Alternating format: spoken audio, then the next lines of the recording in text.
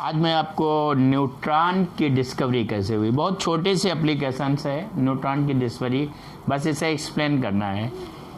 Chadwick एक scientist थे जिन्होंने 1932 में बेरिलियम के तत्व पे, एक बेरिलियम का था 49 Be49 अल्फा किरणों का बम्बारमेंट किया। अल्फा किरणों का क्या किया? बम्बारमेंट किया। और बेरिलियम का तत्व कार्बन में बदल गया। बेरिलियम का तत्व किस में बदल गया? कार्बन में बदल गया। और एक नया तत्व बना, एक नया कण बना जिसका परमाणु क्रमांक 0 था, परमाणु भार 1 था। मतलब इसकी बात कहें तो ये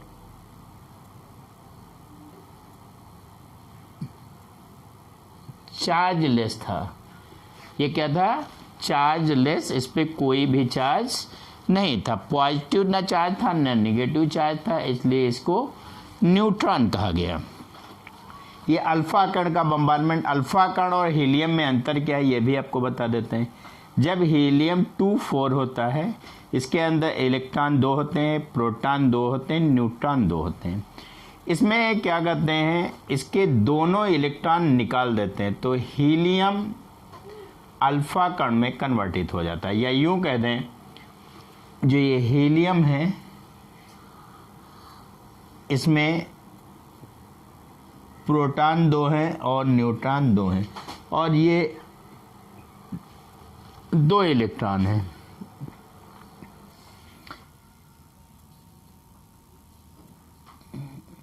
इसके जब ये इलेक्ट्रॉन निकल जाते हैं तो ये क्या बन जाता है? अल्फा कण। बहुत सारे लोग कहते हैं alpha particle is the nucleus of helium. बहुत सारे लोग क्या कहते हैं, जो अल्फा कण है वो न्यूक्लियस का ये चीज़ है, ये दिखाया गया है। Alpha particle is nucleus of helium. सीधे क्या था, बहुत ही आसान सी चीज़ है, डिस्कवरी ऑफ न्यूट्रॉन। इसके बारे में इन्होंने क्या कहा कि इसका चार्ज जो है हाइड्रोजन के, इसका मास हाइड्रोजन के मास के बराबर है। बेरिलियम का एक तत्व था 4 और 9, इस पे अल्फा कण का बम्बारमेंट किया गया, अल्फा कणों की बौछार किया गया, तो बेरिलियम का तत्व कार्बन में बदल गया और एक नया कण मिला या एक रेज मिली जो छोटे छोटे कणों से मिलकर बनी थी। वो कण क्या थे? जिन पे चार्ज 0 था, और उस कण को इन्होंने न्यूट्रॉन कहा। क्या कहा? न्यूट्रॉन कहा। क्यों न्यूट्रॉन कहा? क्योंकि उस पर ना धन आवेश था ना ऋण आवेश। फिर सुन लीजिए, चैडविक 1932 में एक चैडविक नाम के साइंटिस्ट थे जिन्होंने बेरिलियम के परमाणु पर अल्फा कण का बम्बारमेंट किया। बेरिलियम का परमाणु किस में बदल गया? कार्बन में, और एक नया तत्व पैदा हुआ जिसका परमाणु क्रमांक 0, परमाणु भार 1 था। और इस तत्व को या इस कण को उन्होंने न्यूट्रॉन कहा। बस मैं आपको टिन के बारे में बता देता हूँ। इसका सिंबल SN है। इसकी वैलेंसी वेरिएबल होती है, इसकी वैलेंसी 2 भी है और इसकी वैलेंसी 4 भी है। अच्छा, एक चीज़ होती है, जब कम बैलेंस किसी भी एलिमेंट की वैलेंसी वेरिएबल होती तो मोस्टली 2 वर्ड यूज होते हैं, एक अस और दूसरा रिक। कम बैलेंसी के लिए अस और मैक्सिमम बैलेंसी के लिए रिक यूज होता है। जैसे SN की वैलेंसी अगर 2 होती तो स्टेनस और 4 होती तो स्टेनिक। तो जैसे ये हम स्टेनस की बात करें, SN की वैलेंसी 2 और Cl की वैलेंसी 1, इन दोनों का मल्टीप्लाई SnCl2, तो इसे पढ़ेंगे स्टेनस क्लोराइड। कैसे? यहाँ पे ये 2 देखेंगे और 2 देखते ही हम जान जाएंगे स्टेनस क्लोराइड। इन वर्णों पे ध्यान रखेंगे, 2 वैलेंसी होगी स्टेनस और 4 वैलेंसी होगी स्टेनिक। एक की वैलेंसी दूसरे के साथ होती है और दूसरे की वैलेंसी दूसरे के साथ होती है। यहाँ पे देखा हमने, फिर SN लिखा है, SO4 लिखा है, सिंपल रेशियो में 2 कैंसिल हो गया। यहाँ पे SN SO4, यहाँ पे अब 2 नज़र नहीं आ रहा, लेकिन हमें आइडिया ये होना चाहिए कि SO4 की वैलेंसी 2 होती है और वो 2 और 2 कैंसिल हुआ होगा, 1 1 आया होगा, सिंपल रेशियो मल्टीप्लाई किया गया तो SnSO4 आ गया। स्टेनस सल्फेट, देखिए ये स्टेनस बोलेंगे, इसको सल्फेट बोलेंगे, इसको स्टेनस बोलेंगे, इसको क्लोराइड बोलेंगे। 2 क्या है? बैलेंसी। अब बात करते हैं इनकी वैलेंसी 4 की। तो जब SN की वैलेंसी 4 होगी और Cl की वैलेंसी तो 1 होती है, इन दोनों को मल्टीप्लाई तो SnCl4। यहाँ पे 4 देखते ही हम बोलेंगे स्टैनिक क्लोराइड। अब ये स्टेनस है और ये स्टैनिक, कैसे पहचाने? यहाँ पे 2 लगा था तो अस बोल दिया और यहाँ पे 4 लगा था इसलिए रिक बोल दिया। 4 लगा होगा तो स्टैनिक क्लोराइड, अगर 2 लगा होगा तो स्टेनस क्लोराइड। अब बात यहाँ पे करते हैं SN की वैलेंसी 4 है और SO4 की वैलेंसी -2। सिंपल रेशियो कैंसिल करें 2 1 आएगा, मल्टीप्लाई करेंगे तो SnSO4 का होल ट्वाइस, तो ये स्टैनिक आएगा, यहाँ से देख के जान गए, और ये सल्फेट, स्टैनिक सल्फेट। एक और देख लेते हैं मरकरी का केस जो बहुत ही आसान है।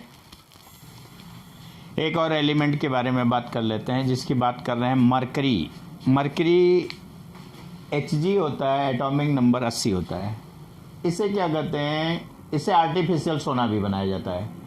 मरकरी है, मरकरी की वैलेंसी भी वेरिएबल होती है, इसकी वैलेंसी 1 भी होती है और 2 भी होती है। इसकी वैलेंसी कितनी होती है? 1 और 2। हम बात कर रहे हैं मरकरी की। मरकरी से आर्टिफिशियल गोल्ड भी बनाया जाता है।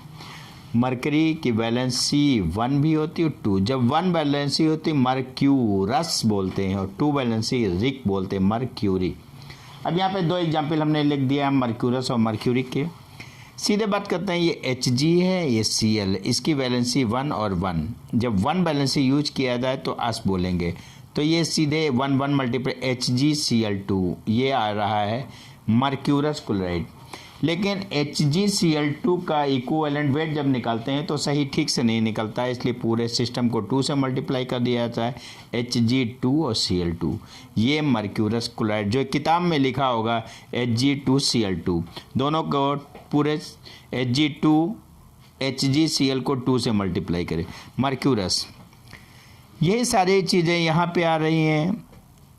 Hg सल्फेट, इसकी वैलेंसी 1, इसकी 2, मल्टीप्लाई की Hg2SO4, यहाँ पे वैलेंसी 1 यूज किया है तो अस होगा, तो ये इतना मर्क्यूरस हो जाएगा और ये क्या बोल रहे हैं? Sulphate, mercurous sulphate. यहाँ से देखते ही पता चल जाता है ये मर्क्यूरस है और ये क्लोराइड है, मर्क्यूरस क्लोराइड। ये क्या है? Mercurous sulphate. अब बात करते हैं यहाँ पे Hg आई, इसकी वैलेंसी हम अगर देखें तो 2 वैलेंसी आएगी, इसकी 2 वैलेंसी आएगी, Cl की 1 वैलेंसी आएगी और इसको मल्टीप्लाई के HgCl2। जब मरकरी की मैक्सिमम वैलेंसी होता है तो रिक वर्ड यूज होता है, RIC मर्क्यूरिक। तो यहाँ पे HgCl2, तो देखा यहाँ मर्क्यूरिक क्लोराइड है। यहाँ पे ये जो 2 लिखा है ये Hg की वैलेंसी, यहाँ पे कुछ नहीं लिखा तो इसका मतलब 1 है, अगर कुछ नहीं लिखा होगा तो मतलब 1 होगा, तो ये मर्क्यूरिक क्लोराइड है। यहाँ HgSO4 है, इसकी वैलेंसी 2 है, इसके 2, ये मरकरी है, ये सल्फेट है, ये मर्क्यूरिक है, वैलेंसी -2 2 कैंसिल हो जाएगा और HgSO4 आता है और ये आपका रिक वर्ड आ रहा है क्योंकि वैलेंसी इसकी 2 लगी है, mercuric sulphate. HgSO4 mercuric sulphate और HgCl2 तो मर्क्यूरिक सल्फेट। जब Hg की वैलेंसी 1 लगाएंगे तो मर्क्यूरस बोलेंगे, जब वैलेंसी 2 लगाएंगे तो मर्क्यूरिक बोलेंगे।